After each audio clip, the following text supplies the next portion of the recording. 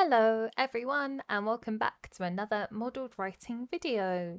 So in these videos we are going to look at task 2 questions for the writing part of the IELTS exam. So if that's something that you're interested in, then you've come to the right place today. We're going to talk about each question, think of a plan, and then do the write-up as if we were in the exam itself. So hopefully today is helpful for you and your different stages of practice. Maybe you've booked your IELTS exam. Maybe you are just wanting to know a bit more about task 2, any useful tips and tricks. Well, here is the place today. So let's get started on the first topic. And that's going to look at employment. Okay, so the question today. In recent years, many adults in full-time working employment are taking on extra work in their free time. What are some of the advantages and disadvantages of this trend? Okay, so the first thing that jumps out to me is the type of question. So we've got an advantages and disadvantage type of question here. Now, interesting to note that we're not being asked for our opinion. Sometimes you will on these types of questions. Sometimes it's subtle, sometimes it's obvious. Here today, there's no opinion. So just something to be aware of there. Okay, so advantages, disadvantages then. For this, we're going to, in our plan, do one paragraph dedicated to advantages and one paragraph dedicated to disadvantages. Right, so thinking about the advantages then. The advantages on taking on extra work in free time. Well, the most obvious one, more money. Another one, perhaps you find there's more opportunities to find out what you enjoy, maybe a passion. You might stumble across something you want to do, to pursue perhaps. Also just networking, meeting different people, that's another advantage. And you can expand your skill set as well. So these are all advantages that spring to my mind. At home, you might be thinking of other different advantages. Okay, disadvantages then.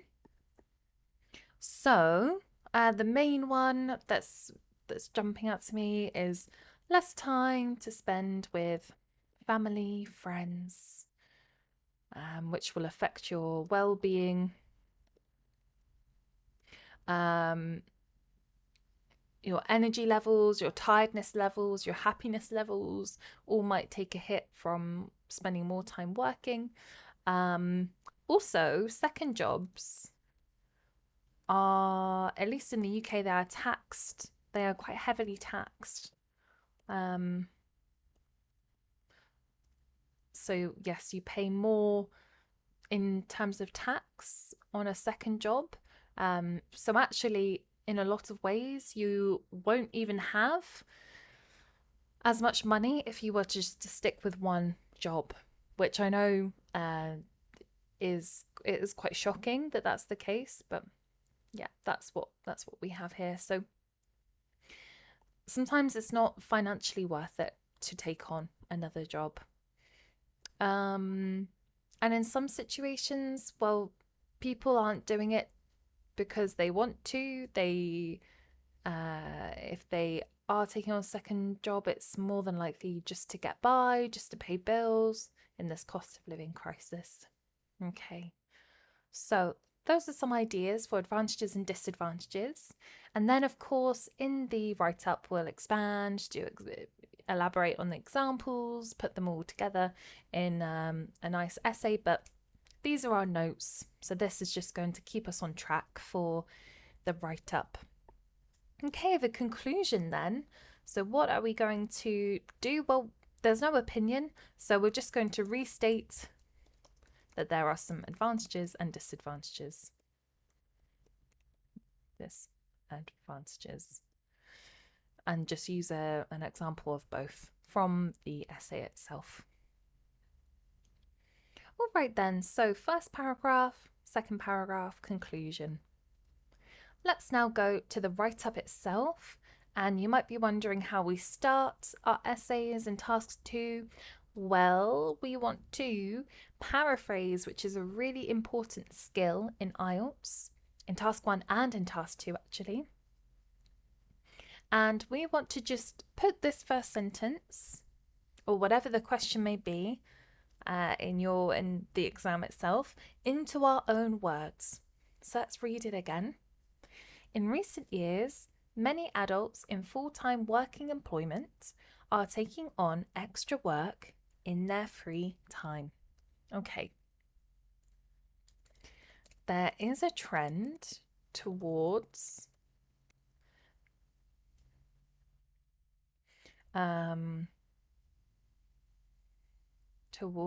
individuals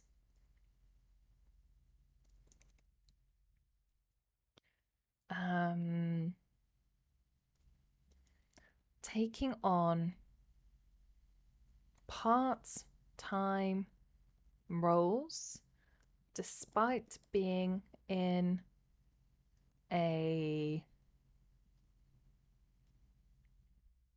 don't want to use full-time if we can. We're just trying to think of different ways to say this. Many adults in full-time working employment, despite being in a full-time position, despite being in a, I think it's hard to not say that. I'm just going to do this. Despite being in a full-time working position or position.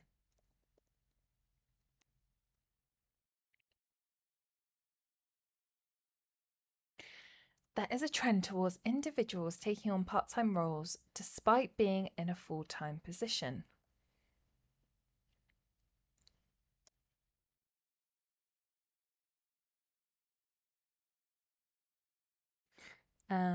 In their spare time, despite being in a full-time position. Okay, so we're just reading this back, making sure it sounds okay. There is a trend towards individuals taking on part-time roles in their spare time, despite being in a full-time position. So now we're going to lay out what this essay is going to do. This essay will illustrate both benefits and drawbacks of this phenomenon. This essay will illustrate both benefits and drawbacks of this phenomenon. Okay, so that is a way that we can open up. That's our introduction there. We've paraphrased and then we've stated what the essay is going to do. All right, so we can now go into our advantages. So we're going to start with the clearest advantage. When a person undertakes supplementary employment, which means more employment, the clearest reason for this is to earn more money. The reason, that's why they're doing it. Yes. Okay, so that's the most obvious advantage, to earn more money, or the clearest positive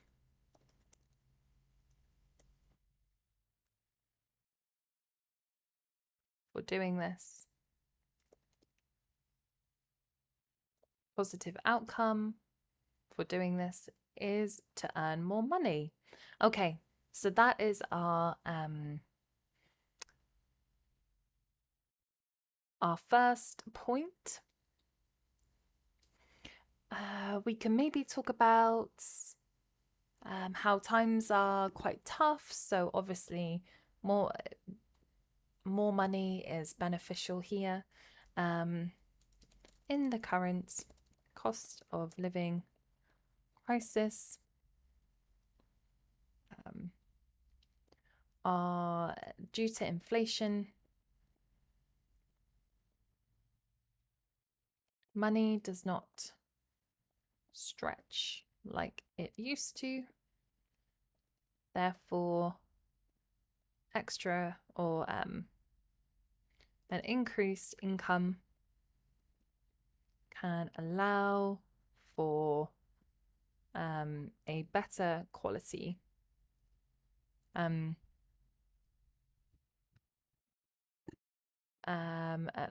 allow for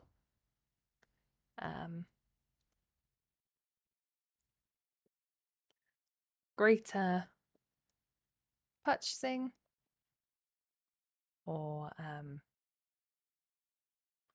can allow a household to continue to enjoy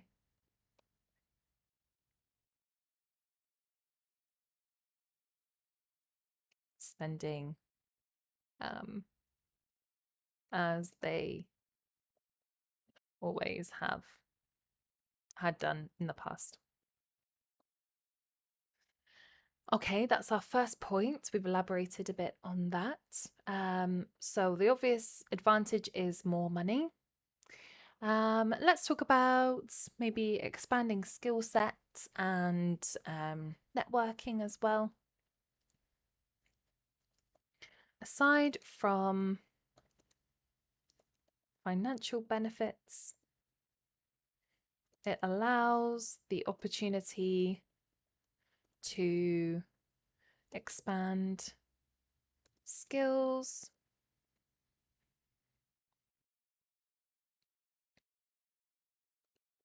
and potentially find work that is more enjoyable.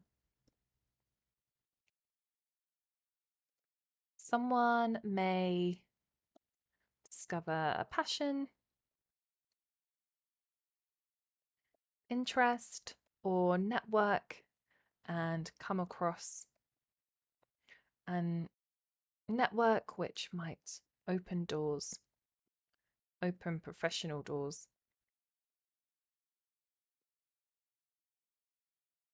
Okay, so we're talking about, of course, earning money, but then all the other benefits that extra work might provide. We can do an example here. So, for instance, a part-time or an evening job in a bar could present a meeting with someone in the career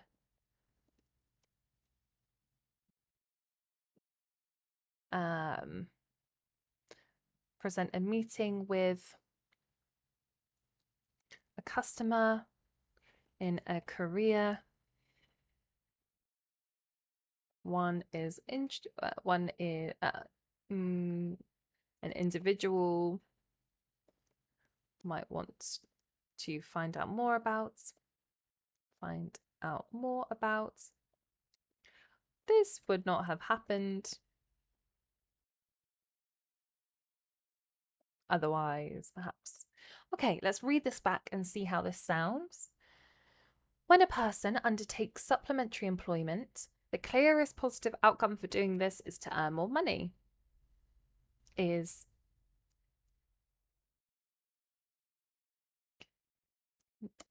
is earning more money. In the current cost of living crisis due to inflation, money does not stretch like it used to. Therefore, an increased income can allow a household to continue to enjoy spending as they always had done in the past.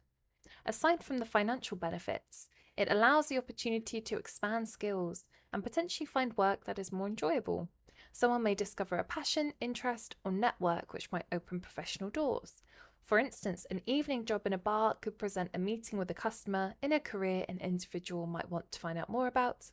This would not have happened otherwise. I quite like a semicolon here.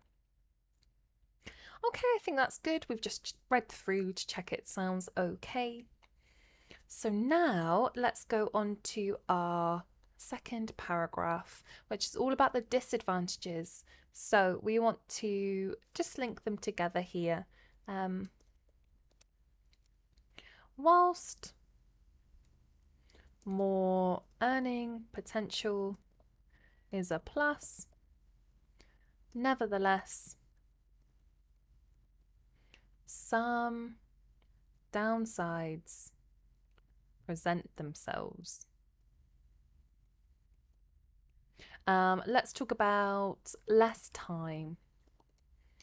The biggest negative aspect is the fact that there is even less time to spend with family and friends. Okay, so what impacts does this have? So these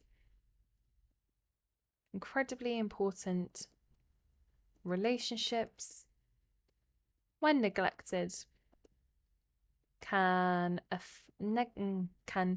detrimentally impact someone's well-being and happiness. And then we can put especially if you don't enjoy the extra work that you are doing, especially if you do not enjoy your second job.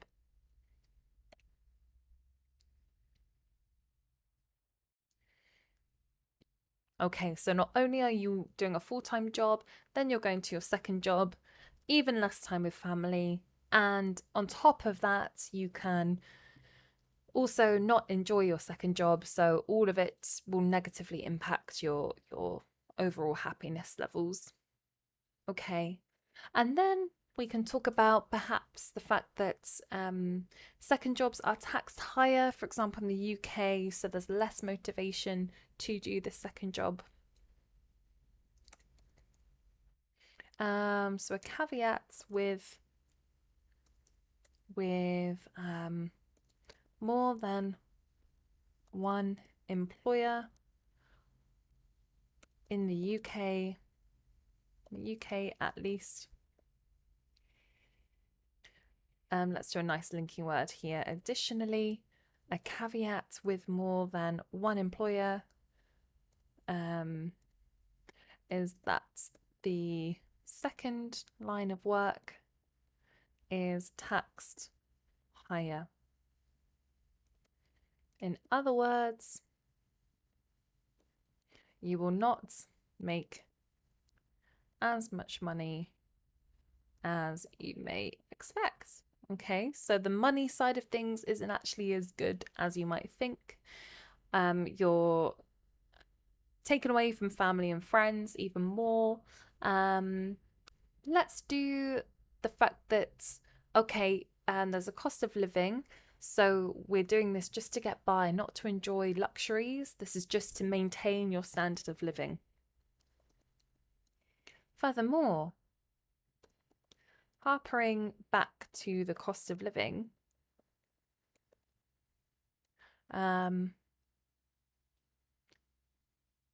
extra work only allows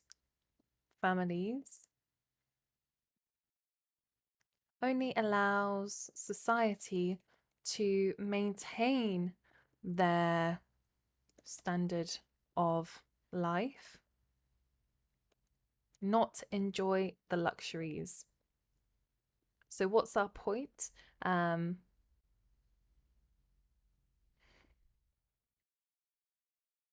So there is less motivation to work harder for, in essence, the same lifestyle. Okay, let's read this back, see how it sounds. Whilst more earning potential is a plus, nevertheless, some downsides present themselves. The biggest negative aspect is the fact that there's even less time to spend with family and friends. These incredibly important relationships, when neglected, can detrimentally impact someone's well-being and happiness, especially if you do not enjoy your second job. Additionally, a caveat with more than one employer, in the UK at least, is that the second line of work is taxed higher. In other words, you will not make as much money as you may expect. Furthermore, harping back to the cost of living, extra work only allows society to maintain their standard of life, not enjoy the luxuries. So there is less motivation to work harder for, in essence, the same lifestyle. Okay, I think that's good. We've got advantages and disadvantages there. We've not put in our opinion to this one. So let's just round this all up. Overall, of course,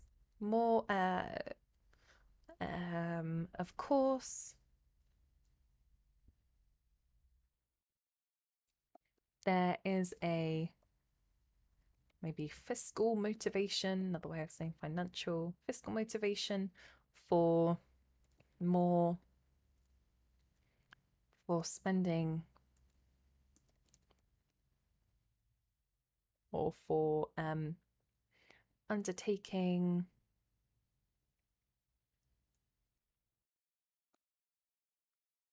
for taking part in another job role.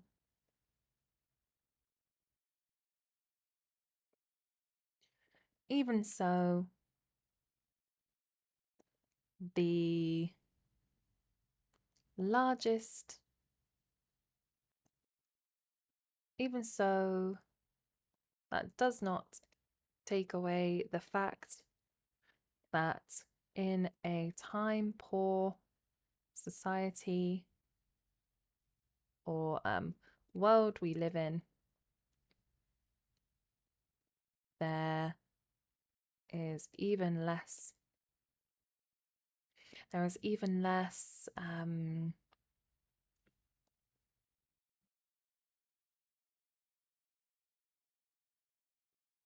let's do a full stop here actually, so we break this up a bit more.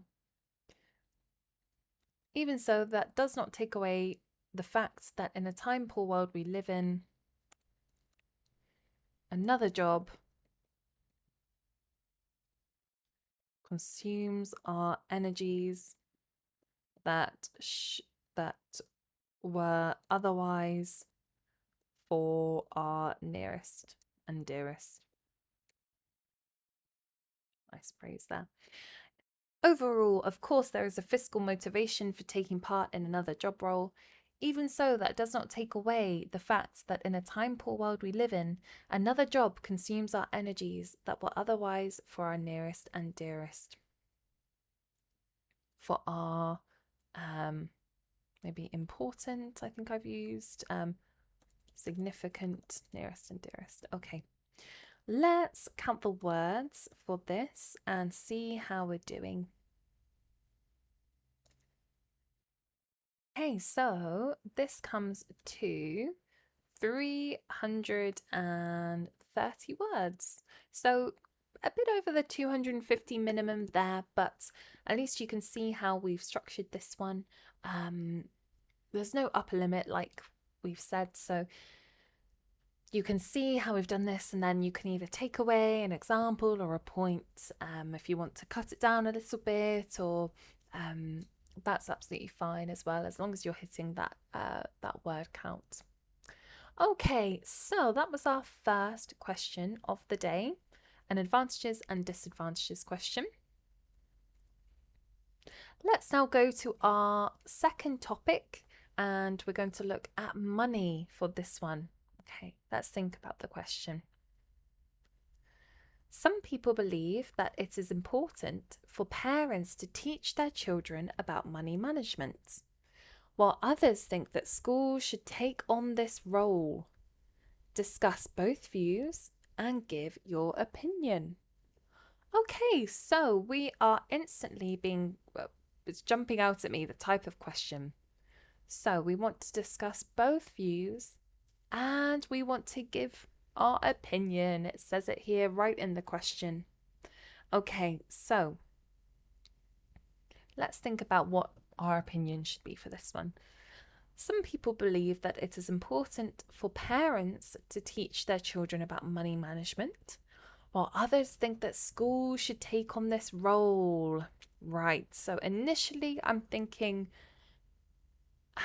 well, we have to present both sides. So talk about parents and school. Um, so parents, well, it's part of the parental role. It's quite a personal matter, so this might be more suitable for parents. And parents could weave money management into their day-to-day things. So day-to-day tasks. So kids could, I don't know, create a budget and go to the shop and then be given money to, and they can't spend over that budget, for example. I don't know, parents can create some ways in which kids can learn about money management in practice. The the difficulty in school is that kids don't get that practical element. They probably just have to listen to the teacher talk about it, maybe, and do a few activities. But at home, this can really be talked about. On the other hand, school, we can think of our opinions. So, I do believe that schools, for the sake of this essay, should take on this idea of financial education, because if we were to pass the responsibility on to families, well, there's no one that is sort of keeping tabs on this.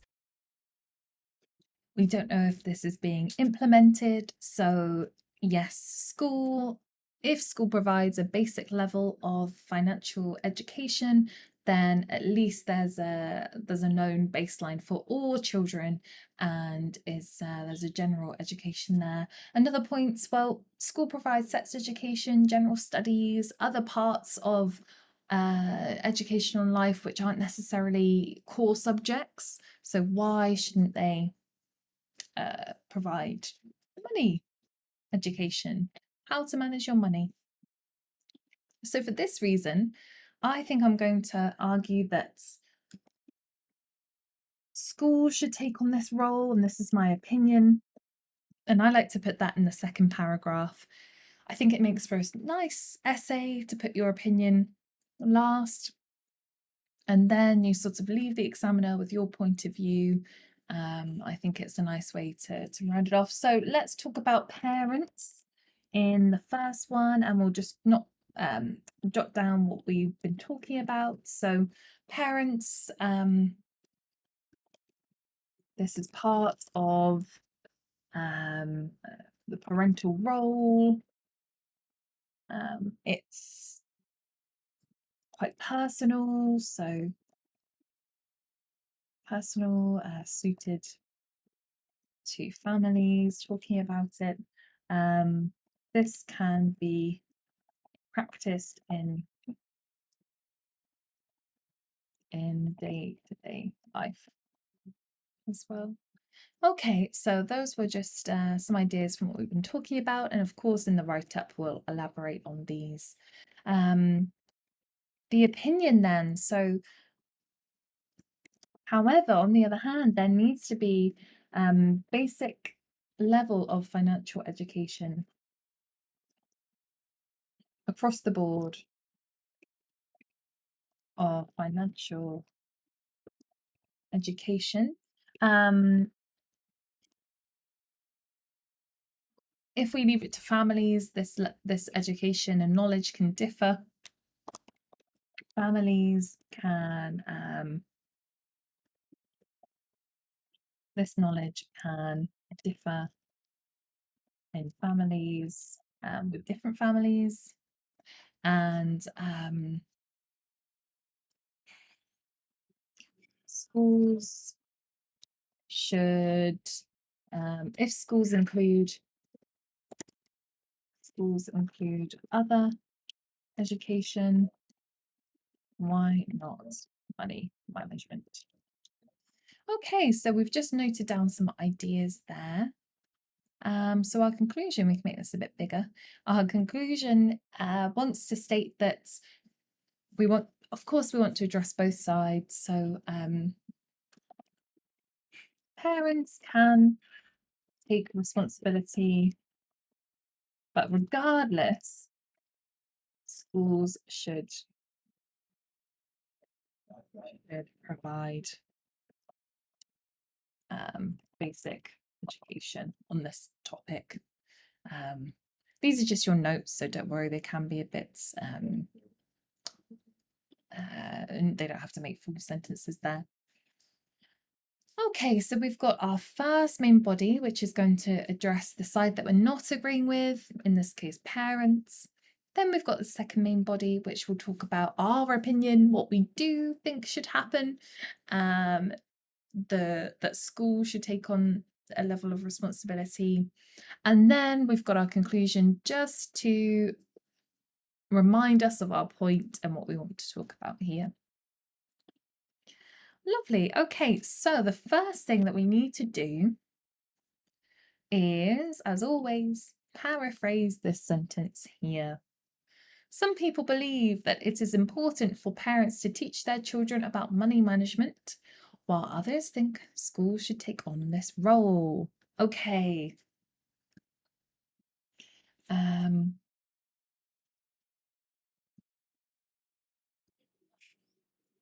So various people in society hold the opinion that it is critical for parental figures to educate their kids, to financially educate their kids. On the other hand, other groups believe, other groups argue that educational institutions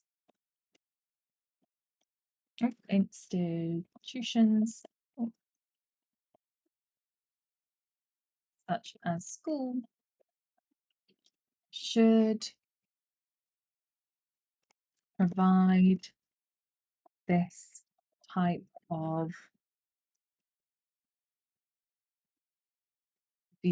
education, this type of learning, or should provide lessons in this area. Let's read this back. Various people in society hold the opinion that it is critical for parental figures to financially educate their kids. Maybe instead of parental figures, maybe guardians. On the other hand, other groups argue that educational institutions, such as school, should provide lessons in this area. Okay, so now what is this essay going to do? In this essay, I will examine both views and ultimately agree that schools are most suited or ultimately agree that it is most suitable for the schooling system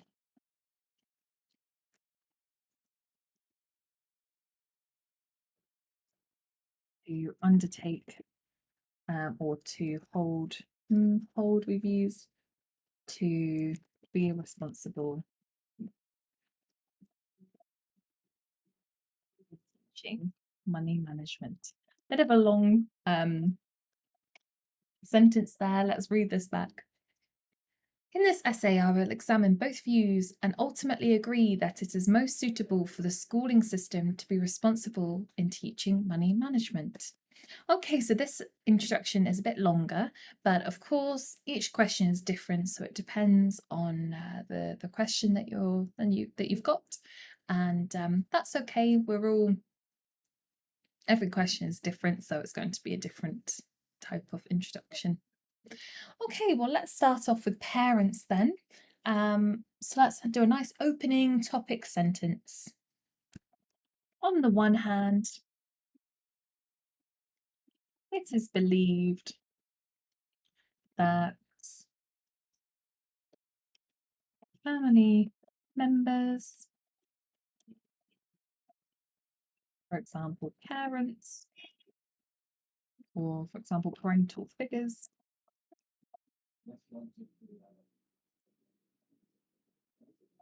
should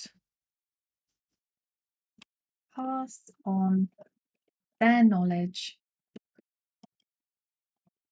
on how to handle finances. Just other ways of talking about money management. Okay, let's dive into that. This should come under the umbrella of the parents here.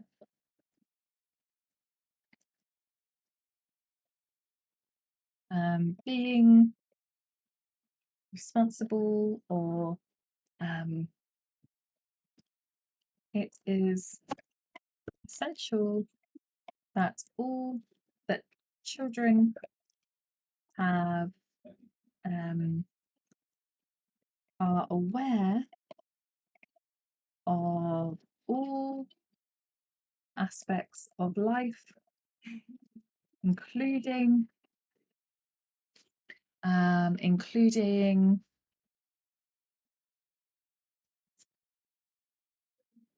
how monetary systems work. Who better, sometimes I like a question, who better to do this than parents?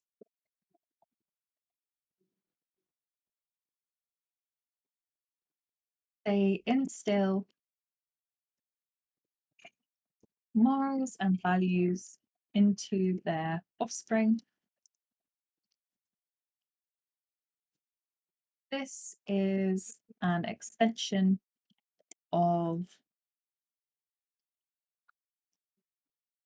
their role. Okay, so we can talk about how they can implement this in day-to-day life.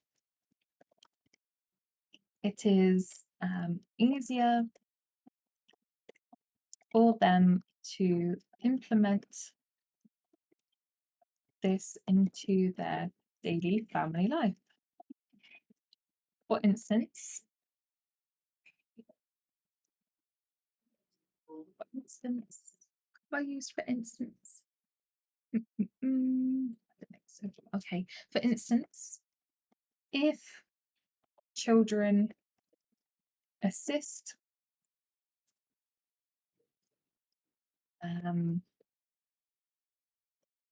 the elders with the family shop, with the food shop, there is nothing stopping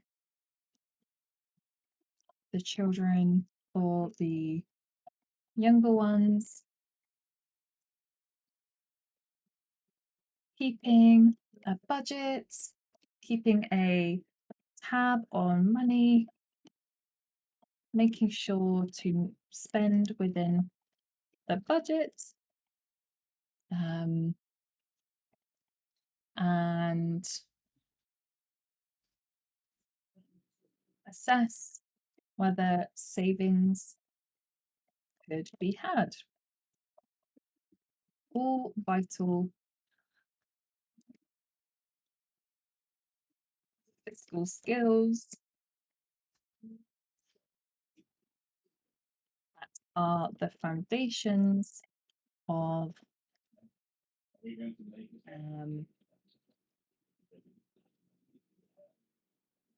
keeping on top of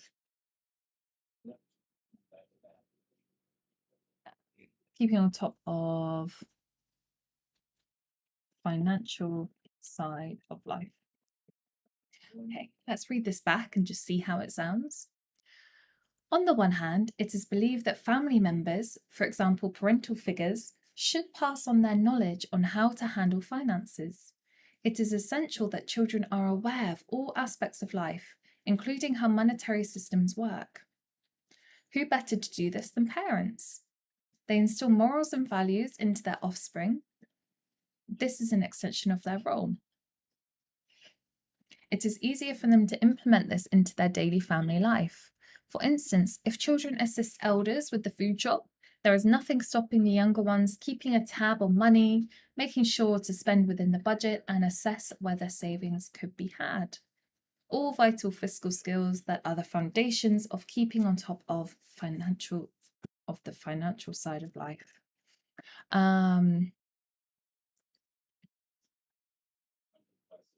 I think this sentence is a bit, we've repeated ourselves, a bit irrelevant here, so I can just do that. Okay, I like that. I think that's a strong first paragraph there. So now we can go into our opinion paragraph. This is going to talk about how we think that school should take this responsibility and our reasons for that. Okay. We want to put our opinion here. So we want to weave it into the paragraph. We're doing full paragraph system. So instead of doing our opinion in a separate one, we're going to make it clear in this paragraph. So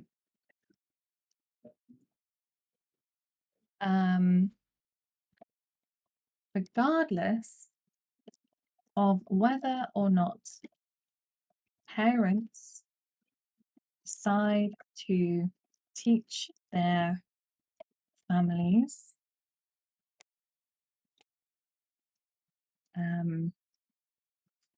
the importance of being in control of money, of your money, of one's money. Regardless of whether or not parents decide to teach their families the importance of being in control of one's money, the schooling system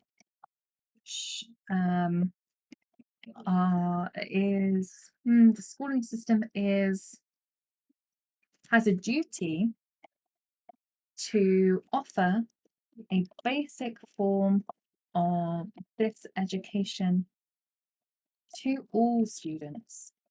That's our main point. And we want to be even more clear about this, so it's clear the schooling system has a duty to offer a basic form of education to all students. Sorry. Okay, so it doesn't, in a way, regardless of whether parents are doing it, school needs to do it as well. Okay, this is due to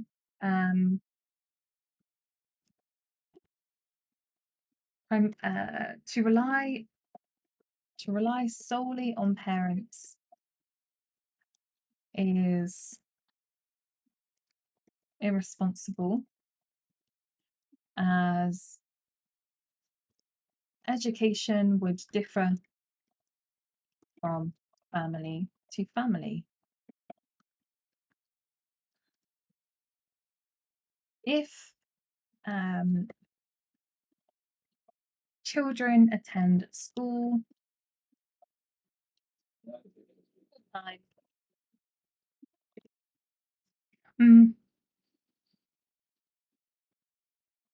if a lesson on, or if a, let's do an example, maybe weekly lesson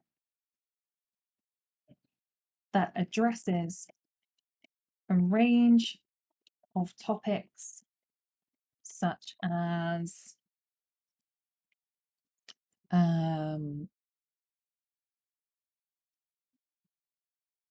we could say such as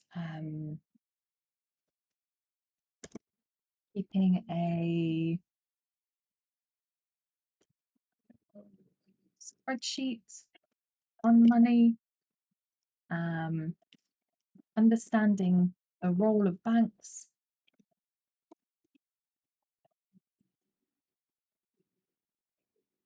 If a weekly lesson that addresses a range of topics, such as keeping a spreadsheet on money or understanding the role of banks, was implemented,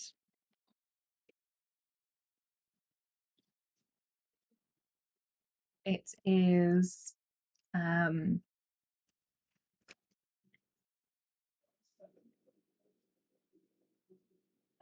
we want to say that children are at school, they're, they will be attending unless they are sick or something.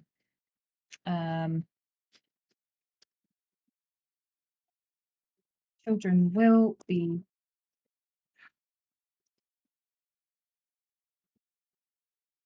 attending unless they are, it is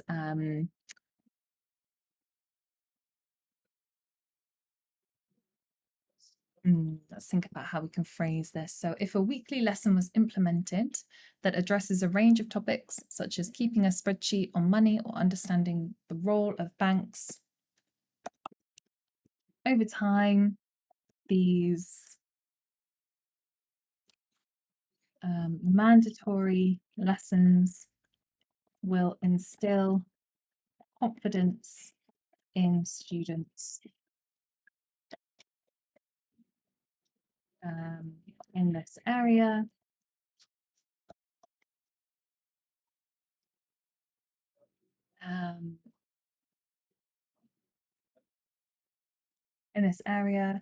No matter what they are learning outside of the classroom. Now we can just add a line about how other topics outside of the core subjects are taught. So why can't this? Other topics are integrated into curriculums. For example, sex education. So there is no reason why this essential part of everyone's life should be missed out. Let's read this back and see how it's sounding.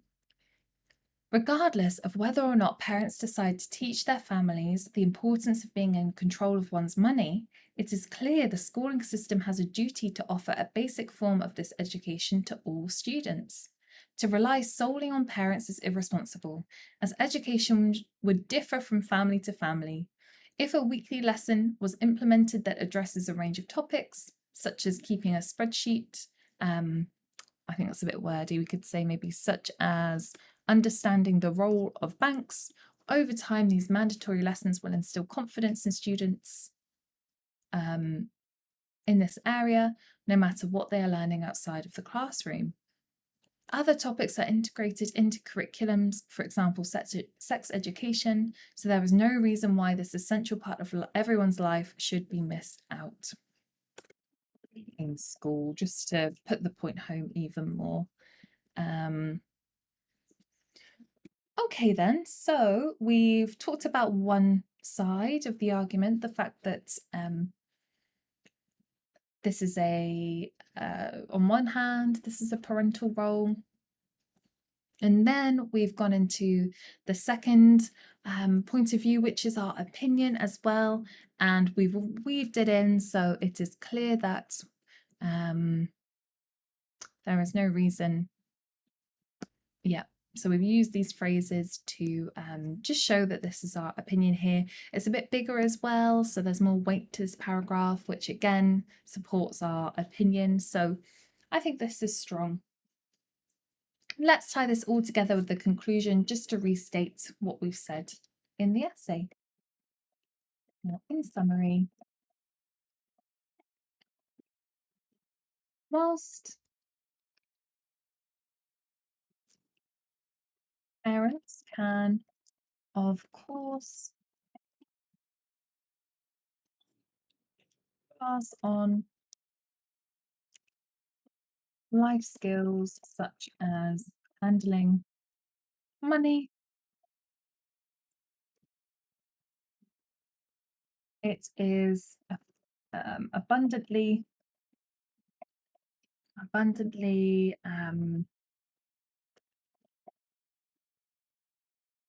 or there is no doubt, maybe there is no doubt that the education system should undertake this form of study and provide a basic level of financial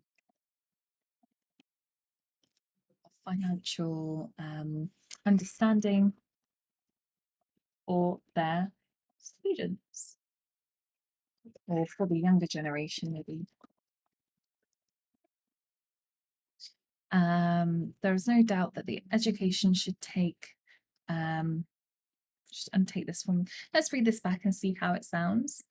In summary, whilst parents can of course pass on life skills such as handling money, such as how to handle money, there is no doubt that the education system should undertake this form of study, or maybe this responsibility, and provide a basic level of financial understanding for the younger generation. Okay, I think that's good. So you can see how we've tied it all together there with our conclusion. Let's now check the word count of this essay. So this one was a bit of a longer essay here at 343 words, but you can see how we've approached this essay, and you can take the same approach in your exam and at home if you're practicing. You can perhaps cut down on a couple of points here if you wanted to make it a bit more succinct, but you've seen the approach, you've seen the structure. We've used a variety of sentence structures and specialist vocabulary. We've gone back and checked for spelling errors, grammar errors. We're making sure that we're answering the question. That's another essential point. So we're trying to just make sure that we've covered all the aspects of the task 2 questions. So I hope that's been helpful today. Do let us know if you've got any comments or questions. We'd love to hear from you, and we will see you in the next video.